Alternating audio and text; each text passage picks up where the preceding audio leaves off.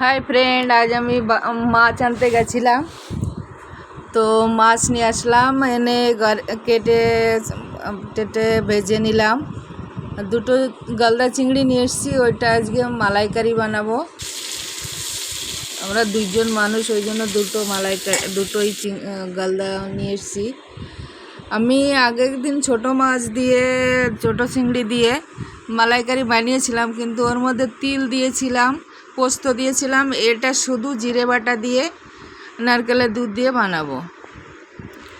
আর এর মধ্যে দিয়েছি কাঁচা লঙ্কা, টমেটো, একটা পেঁয়াজ আর এক কর আদা, ওটা পিষে নেব। আর এই সাবুত জিরেটা আমি বাটছি। ওটা পিষা হয়ে গেছে মশলাটা, দেখো।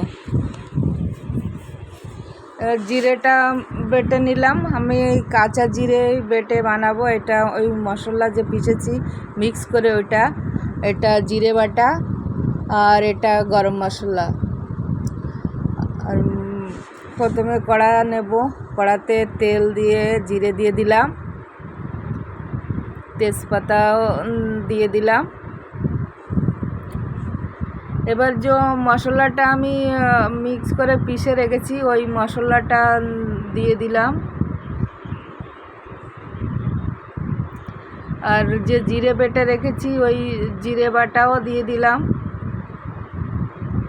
দুটো চিংড়ি তো, ওই জন্য বেশি মশলা তো খাটবে না।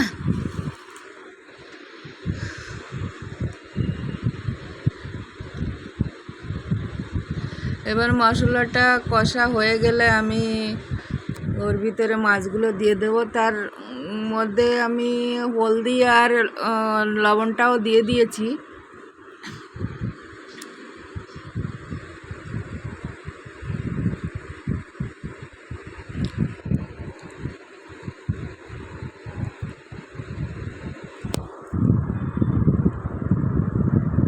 দেখো, একটু তেল কম লাগছে আমার কাছে, তো একটু তেল দিয়ে দিলাম। এবার মাছগুলো দিয়ে দিলাম। মাছটা একটু নাড়িয়ে, আমি আগে নারকেলের দুধ বার করে রেখেছিলাম, ওই দুধটা ঢেলে দিলাম।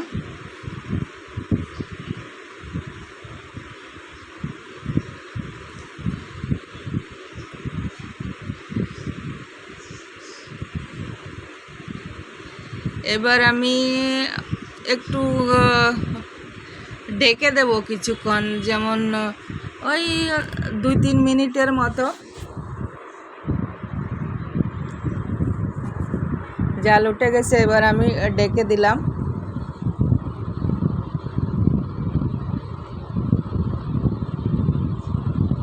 ঢাকনা খুলে দিলাম।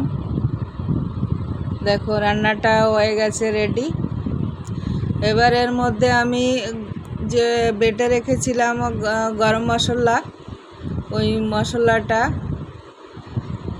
দিয়ে দেব। দিয়ে দিলাম।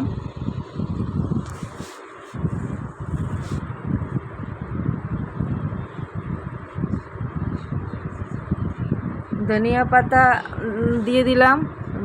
ধনিয়া পাতাটা আগে আমি কুচি কুচি করে কেটে রেখেছিলাম, ওটা দিয়ে দিলাম।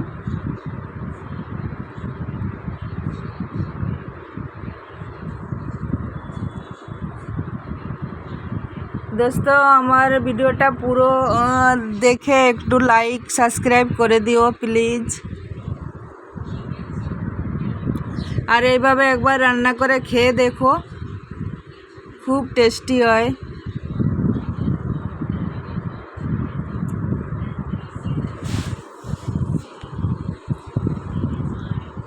একটু লবণ কম লাগছে, তাই আমি একটু লবণ দিয়ে দিলাম।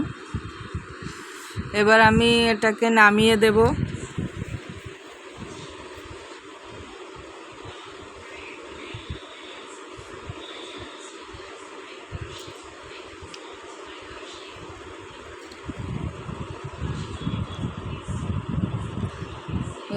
নামিয়ে দিলাম।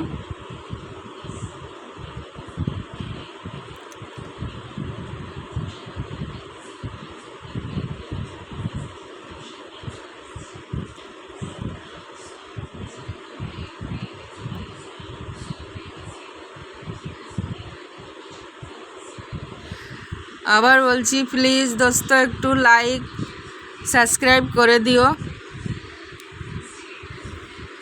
আর এভাবে রান্না করে খেয়ে দেখো, খুব টেস্টি হয়। আমার রান্নাটা কমপ্লিট। তোমরা সবাই ভালো থেকো, সুস্থ থেকো। বা